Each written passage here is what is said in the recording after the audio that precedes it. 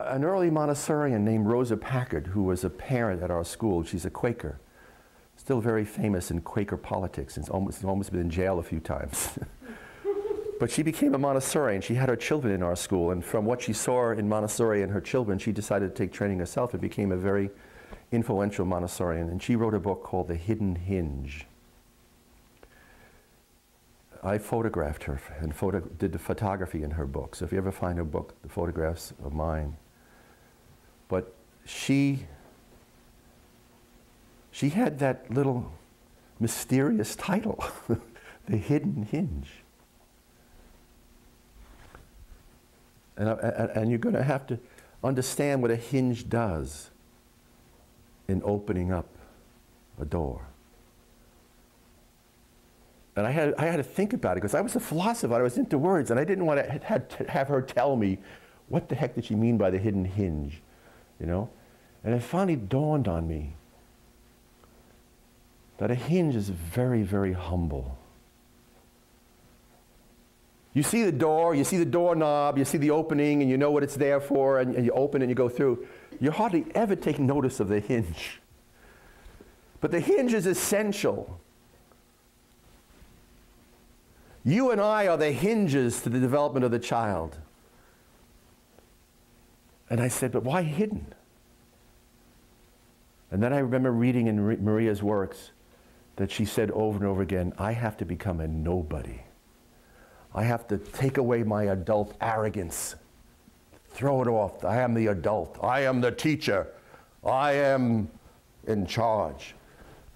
We have to be humble and throw away that arrogance and become a nobody. I have to become a nobody if I'm going to be all that I can be for this developing child. I don't have to disappear, but I have to be humble as dirt.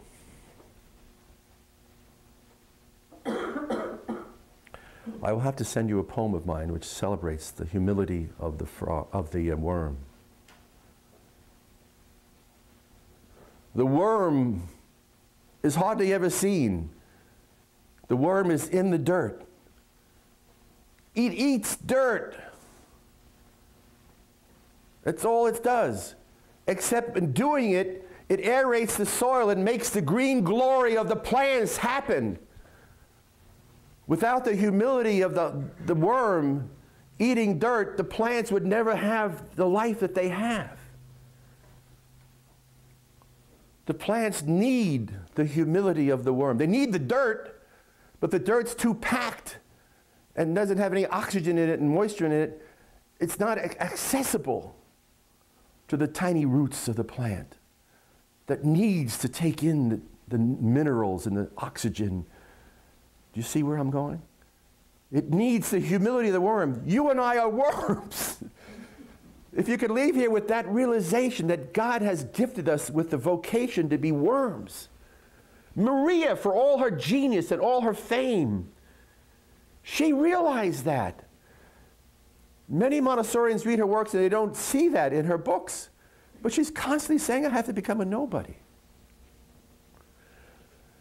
We were told to observe children when we were in our Montessori training, that we had to do a lot of observation so that we could discover the child. And we were told by Betty that when you observe, you have to become invisible. You have to ask the Montessori educator if you could come into her environment and sit in a chair and become invisible. And I said to Betty Stephen, look at me. I'm a football player. It's going to be very hard for me to become invisible. And she's, you know, I was being a wise guy. And she said, well, then become a statue. I said, well, I can become a statue. So the very first time I was observing in Montessori, as part of my training, I went into a 3 to 6-year-old learning environment. And the Montessori directress was Michel Portelet from France, that Mario Montessori had handpicked to be one of our core Montessorians while we were founding Whitby School. And I chose her because I was half in love with her. She was French, and she'd say to me every morning, bonjour, Paul, and I would melt and fall on the floor. Somehow, bonjour, Paul sounded so much better than hi, Paul. But anyway, I had to discipline myself to look at children, not at Michel Portelet. She's godmother of my son David, by the way, with her husband Eugene, who was one of my colleagues. They got married. Nancy Rambert sent Michelle and Eugene to clear up the storeroom, and they came out engaged. Which happens in Montessori a lot. But anyway, my story is I was sent in to observe not Michelle Portalet, but to observe a child of the 20-some-odd children that were there.